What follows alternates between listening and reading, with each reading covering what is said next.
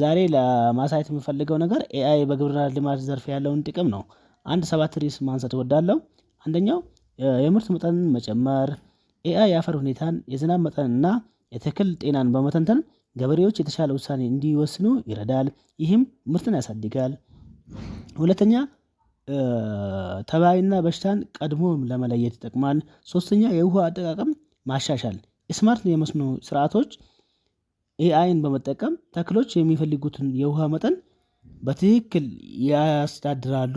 ይህ የውሃ ብክለትን ይቀንሳል። አራተኛ የስራ ቅልጥፍናን መጨመር ኤአይ የተጠቃሚ ማሽኖችን እና ሮቦቶችን በመጠቀም መስራት ማጨድ እና መሰብሰብ ያሉ ስራዎችን ፈጣንና ቀላል ያደርጋል። አምስተኛ የአየር ሁኔታን ትንበያ